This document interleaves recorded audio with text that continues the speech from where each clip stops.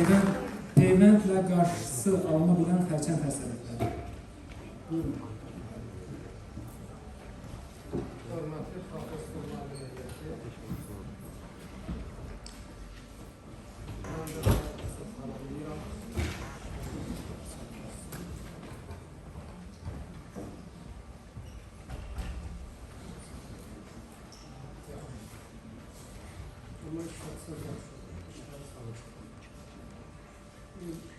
Təbii ki, bugünkü konferansın hər tərəfdən düşünürlər. İstər infeksiyon xəstəliklər, həm də ki, onkoloji tərəfdən.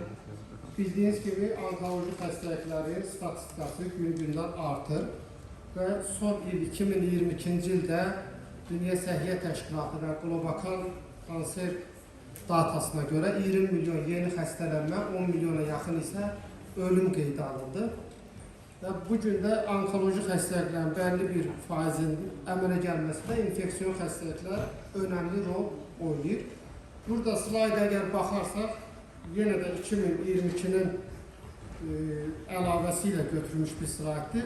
13%-ni infeksiyon xəstəliklər təşkil edir.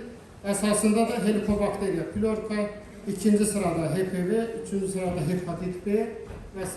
davam edir. Mənim işim onkoginekoloq olduğu üçün bunlardan sadəcə HPV üzərində dayanacaq, human papilloma virusu. Və bu mövzunu anlatmaq üçün də özüm bu şəkildə bəri başdan göstərmək istəyirəm ki, proqram bu şəkildə olsun ki, öncə biz anlamalıyıq ki, bu virus necə təbii gedişata var, sonra da onun törətdiyi fəsadlar və ən sonunda Dünya Səhiyyə Təşkilatının eliminasiya proqramı bizə nəyi göstərir, onkoloqlara nəyi tövsiyə edir və ya nəyə tələb edir, onunla da bitirəcəm. Human papilloma virusu hal-hazırda ən geniş yayılmış infeksiyon xəstəliklərdən biridir və normal bir virusdur. Yəni koronavirus kimi ölümcül ya da tanınmaqda çətinlik çəkdiyimiz bir virus deyil. DNT bir virusdur və HPV ilə məruz qalma riskimiz çox yüksəkdir. Çünki tarix boyu belə olur. İnsanlıq var, cinsəllik var və bu müddətdə də istəsək də, istəməsək də HPV virusuna məruz qala bilirik. Hətta Dünya Səhiyyə Təşkilatının raporları deyir ki, 60 yaşa qədər xüsusi xanımların HPV ilə qarşılaşma ehtimalı 80%. 10 xanımın 8-i istəsə də, istəməsə də bəlli bir müddət HPV pozitivliyinə məruz qalacaq. Və HPV virusunun iki tipin yadda saxlaya xahiş edən, aşağı riskli tip, bir də yüksək riskli tip. Aşağı riskli tiplərə 6 və 11 aiddir. Bunlar xərçəng yaratmaz, sadəcə ziyil yaradar. Yüksək riskli tiplərin isə 13-14 növü aşkar edilir. Ancaq 16 və 18 ən önəmlisidir. Belə ki, xərçəng xəstəliyində, uşaqlıq boyunun xərçəngində xəstələrin 70%-də 16 və 18 təsbit edilir, ayırt edilir. Bunu da soruşsaq ki, nə qədər əlaqəlidir? Bildiyiniz kimi, ağciyər xərçəngini siqaret çəkmək 10 qat artırır. Amma HPV virusunun uşaqlıq boyunun xərçəngi riskini artırması isə 500-ə qədərdir. Yəni, görünür ki, qat-qat daha çox əlaqəlidir. Hətta uşaqlıq boyunun xərçəngi ispat edilmiş xəstələrdə HPV DNT-sinə baxarsaq 99,7% HPV DNT-si var. Bu da çox güclü bir əlaqəni göstərir və ispat edilir. Aşağı riskli HPV tiplərinin insan genomundan işi olmaz. Ona görə sadəcə papilloma ziyil törədər. Ona görə ziyildən qorxmur. Yüksək riskli HPV tipləri isə həmin DNT-si hüceyrədə orqanizmin hüceyrə DNT-si ilə kovalent rabitə yaradır və bəlli bir dəyişikliklərə səbəb olur. Nigar hocamız burada olduğu üçün mən virusologiyadan danışmayacağım, klinik tərəfinə toxunmaq istəyirəm. Əgər bir xanımın immuniteti yerindədirsə, siqaret çəkmirsə və otaqda siqaret çəkilməsinə icazə vermirsə, HPV-yə məruz qaldıqdan sonra HPV-li orqanizmlə atılma ehtimalı 97%-dir. Bu da çox böyük rəqamdır. Yəni, hal-hazırda son raporlarda 670 milyon insanda HPV pozitivliyi qeydə alınıb, daşıyıcılığı qeydə alınıb. Əgər insanlarda bu dediyim durumlar pozularsa, immunosupressiya, siqaretə məruz qalmaq, cinsi partnyorun çoxluğu, o zaman HPV infeksiyasının persistansı baş verir. O da 3% hallarda olur. həmin HPV virusunun 3% haldakı persistensi çox ciddi qayğılarla nəticələnir. Onlara da biraz sonra toxunacağız. Bunu da qeyd edim ki, HPV virusu normal epiteldən keçməz. Burada sxematik göstərmişik. Epiteldə mikrosıyrıq, cızıq varsa, mexaniki travma varsa, o zaman HPV virusunun keçməsi asanlaşır. Bunu da keçmək istəyirəm, daha vacib yerlərə gedir.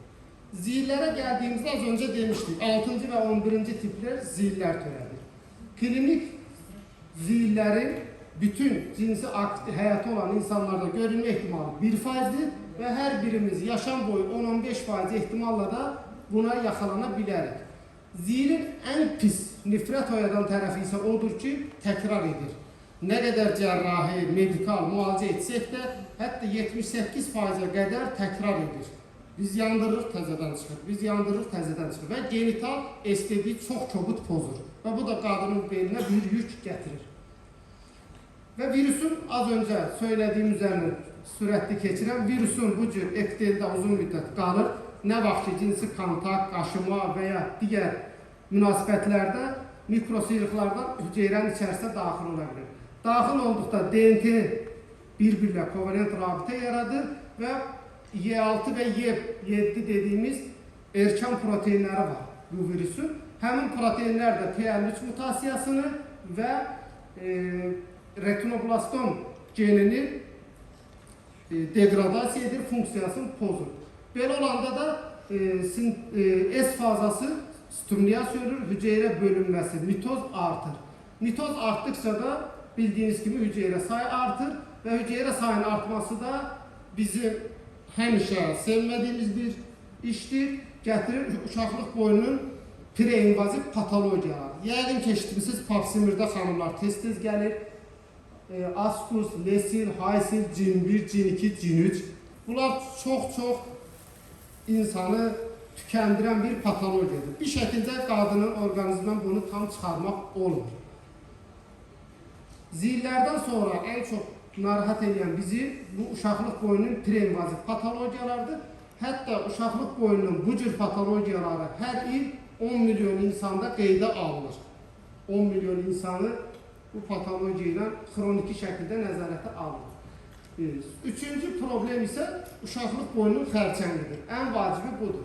Dediyimiz kimi 97% halda insan orqanizmi HPV virusunu təmizləyir. 3% halda persistə edir. Persistə etdikdə isə prekanseroz, sonra isə kanserogen prosesdə artıq aşkar şəkildə üzə çıxır. İndi gələk bunun qlobal məsələ kimi niyə gündəmə gəlib, bu qədər ölkə bir araya gəlir. Uşaqlıq boyunu xərçəngi HPV ilə əlaqəlidir və dediyim kimi uşaqlıq boyunu xərçənginin təqribən HPV əlaqəli xərçəngin 90%-ni təşkil edir. Çünki HPV başqa orqanlarda da xərçəng törədir, ona da qeyd edəcək. Və il ərzində 660 min qadına uşaqlıq boyunu xərçəngi diaqnozu qoyulur. Kişilərə də baxsaq, kişilər nisbətən az təsirlənir. Belə ki, 70 minə yaxın insan kişilərdə də bu infeksiya qeydə alınır. Digər xəstəliklər nədir? Anus, vulva, vagina, penis, orofaringiz. Bu cür xəstəliklərin də rast gəlmə tezliyi ilə HPV arasında ciddi bir əlaqə var və hətta bugün Avropa ölkələri HPV-nin öhdəsindən gəlmək üzrədir. Bəzi ölkələr gəldi belə, indi keçiblər başboyun xərçənglərinə. Başboyun xərçənglərində bəlkə də yaxın illərdə də uşaqlıq boyuna bənzər nəticəni alacaqlar. Bəri başdan da söyləmişdik, yenə də deyim ki, HPV-yə məruz qalmaq qadının beyninə çox böyük bir yük endirir. Bunlardan hər tərəfli düşünsək, zil dedik, uşaqlıq boyunun preinvaziv patologiyaları, bir də xərçəngi dedik. Bir dənə Papsimir belə həmin qadını dəfələrlə klinikə gedir. Bir həkim Papsimirə baxır, bir şey görür, digəri görmür. Hər dəfə fərqli sitoloji müayinə nəticələrindən gəlir. Və bəzi xanımlar isə bunu evdə də söyləyə bilmir, kimdən yardım alacağını da bilmir. Çünki başqa yerə yönələcək ki, necə infeksiya bulaşdı. Əsas bulaşma yolu cinsel yol olsa da digər yollarda var. Horizontal və kongenital yollar da var. Ona aid də məlumat verməyə vaxt qalmır. Uşaqlıq boynu xərçəngindən 2022-ci ildə 350 minə yaxın insan həyatını dəyişdi və bu rəqəmlər də getdikcə hər il artır. Və bunu vaxtla müqayisəli dəyərləndirsək, hər saat 39 qadın bu xəstəliklərdən, bu uşaqlıq boynu xərçəngindən həyatını itirir. Təbii ki, bu cür qlobal məsələ gətirdi, vaksinasiya çıxardı. Rauf müəllimin də söylədiyi kimi, vaksinasiyanın tarixi çoxdur. 2006-dan bəri HPV vaksini də artıq hazırlanır, firmalar bunları hazırlayır və ölkələrin tələbatına görə öncəlik verilir. Hansı ölkə çox istəyirsə, milli peyvəndləmə proqramı alırsa, onlara öncəlik verilir. Əvvəlcə ikili peyvənd gəldi, 16 və 18-ə tərkibində vardı. Sonra 6, 11, 16, 18 gəlirdi. Tələbələr üçün belə bir sual və məlumat verir ki, bu peyvəndlər, dörtlü və ikili peyvənd, uşaqlıq boynu xərçəngini 70% azaldar. Çünki demişdik, xərçəngdə 16-cı və 18-ci tipin yaxın görünmə ehtimalı 70%-dir. Daha sonra isə bu rəqəmi artırmaq üçün nanovalent peyvənd gəldi, 9-lu peyvənd deyək buna. O peyvəndin içərisində isə digər tiplər də var, 31, 33, 45, 52. Bununla isə 100%-ə qədər yaxınlaşdılar. Yəni, nəzər olaraq 9-lu peyvənd uşaqlıq boynu xərçənginə qarşı %100 qoruyur. Praktikada isə 90%-in üzərindədir. Bu peyvəndin təhlükəli nə tərəfi var? Burada özünüz baxın, həmin peyvəndin tərkibində virus DNT-si yox. İnfeksiya yarada bilməz, onkogen deyil, yüksək immunogenliyə sahibdir. Bu peyvənddən niyə qorxmalıyıq? Bir səbəb yoxdur. Sadəcə virusun səthindəki L1 pentamerdə qarşı hazırlanmış bir peyvənddir. Belə ki, biz peyvəndi insana inyeksiya etdikdə, həmin peyvənd gedər sümük ilindən kütləvi şəkildə antitel hazırlayar. Və həmin antitel də uzun müddət virusa qarşı qoruyur. Hətta bu da yadınızda qalsın ki, biz dedik ki, 3% insanda persit edir, 97% özü təmizləyir. Həmin o 97% qadında yaranan təbii immunitet çox az çəkir. Ona görə bir qadın HPV ilə 10 dəfədə məruz qalan pozitivləşər, negativləşər. Amma peyvənd elə deyil. Peyvənd təbii immunitetdən 100 qat daha qoruyucudur. Yəni bir peyvənd olundusa, artıq o xəstədə preinvaziv və invaziv patologiya yaranmaz. Çox immunogenikdir ona qarşı. Sonra isə beynəlxalq arenada təsdiqlənmələri meydana gəldi. 9-45 yaş arası bütün xanımlara yapıla bilər deyildi 2018-ci ildə. 2020-də rapor yeniləndi və deyildi ki, 15 yaşından aşağı xanımlara 2 doza, 15 yaşından yuxarı xanımlara isə 3 doza peyvənd vurulmalıdır. İdeal hansı yaşdır? 11-12 yaş. Orta məktəblərdə bu şəkildə vurulmalıdır. Hamiləlikdə vurulubsa, yaxşı olar ki, süd əmizdirən dövrdə vaksinasiya davam edilsin. Və vaksin vurduracaqsınızsa, bundan öncə hər hansı bir testdə, HPV taramasına ehtiyac yoxdur. Bəs deyə bilərsiniz ki, əgər HPV pozitivsə, vaksin vurmağın nə qədər qoruyuculuğu var? Öncə göstərmişdik, peyvəndin tərkibində bütün HPV tipləri yoxdur. Ən azından olmayan HPV tiplərində qarşısını alacaq və bunların da onkogen təsirlərini neytralizə edəcəkdir. Və söylənib, bəlkə də yenə təkrar edin, hal-hazırda 132-133 ölkədə HPV vaksini təsdiqlənmişdir. 43 ölkədə 9-lu peyvənd təsdiqlənib. 77 ölkədə kişilər üçün də icazə var və 89 ölkədə isə artıq ölkənin milli vaksinasiya proqramına daxil edilib. Baxmayaraq ki, öskürək bizdə daxildir, HPV daxil deyil. Amma HPV-nin vaksini çox uzun müddətdir var. Bu ölkələrin sırasına girmək üçün nə etməliyik? Biz bunu milli bir proqram şəkildə hazırlayıb, tələbatı böyükdürsək, onlarda firmalar da bizi sıraya qoyub, təbii ki, ölkəmizə verər. Yan etkiləri varmı? Ciddi bir yan təsiri yoxdur, digər peyvəndlərə bənzərdir. Hətta 2006-cı ildən bu günə qədər peyvənd olmuş insan sayısını görülürdü 270 milyon. Bu insanlar heç birində ölüm qeydi alınmadı. Və Dünya Səhiyyə Təşkilatının başqa peyvənd haqqında bu fikri var mı bilmirəm, amma HPV peyvəndi üçün yazıb ki, extremely safe. O qədər güvənlidir, istifadə edilə bilər. Bir də gəlirik screeninglərdir. Screening bilirsiniz tələbələr, asemptomatik populyasiyada xəstə olan insanları yaxalayıb üzə çıxarmaq. Əvvəl screening aparılırdı Pap-smear testi ilə. Burada göstərim mən Pap-smearı. Uşaqlıq boynundan bu cür fırça ilə yaxma götürülüb göndərilirdi patoloqa və orada patoloq baxaraq deyirdi ki, burada atipik hüceyrə var, yoxdur. Bu testin həssaslığı aşağıdır və patoloqlarında fikir ortaqlığı çox çətindir. Ancaq indi HPV testi 2006-cı ildən bəri təsdiqlənib, daha müasir bir metoddur, 96%-ə qədər sensitivliyi vardır. Bir də eliminasiya proqramına gəlincə, 2030-a qədər hədəf qoyulub, bu hədəfin tərkibində bu şəkildə göstərim, mən slaytları atlayıram. 15 yaşa qədər xanımların 90%-i vaksinasiyadan keçməlidir. 35 və 45 yaşda xanımlara screening proqramı aparılmalıdır. Xanım populyasiyasının 70%-də təmin edilməlidir. Və uşaqlıq boynu xərçənginə düçar olmuş qadınların 90%-i erkən mərhələdə və müalicə edilə bilər aşamada diaqnostika edilməlidir. Əgər bu eliminasiya proqramı 2030-cu ilə qədər davam edərsə, uşaqlıq boynu xərçəngi ilə əlaqəli preinvaziv və invaziv patologiyaların 30%-i yox ediləcəkdir. Hətta bəzi ölkələrdə, Avstraliyada, İngiltərədə, Finlandiyada uşaqlıq boynu xərçəngi 100 min qadında 4 nəfərə indirilir. Yəni bu praktik olaraq eliminasiya edilib deməkdir. Düşünürəm ki, sizlər də, bizlər də əl-ələ verib Azərbaycanda da bu eliminasiya proqramını həyata keçirəcək.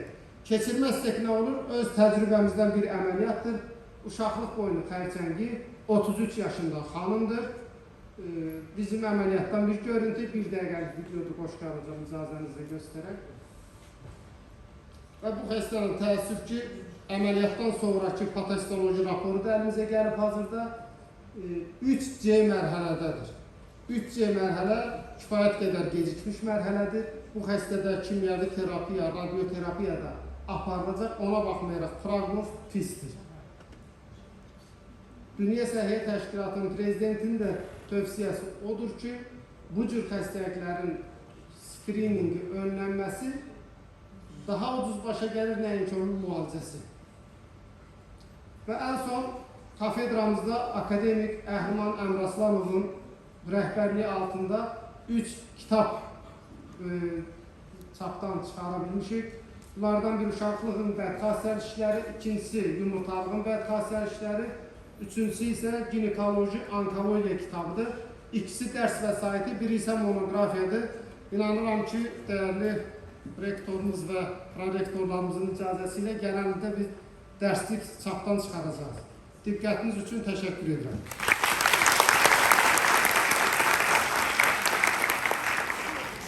Təşəkkür edirəm Əkrəm doktor maraqlı çıxışı üçün. Kimin doktora sualı var? Buyurun. Reglamenta əməl edək, maksimum 2 sual.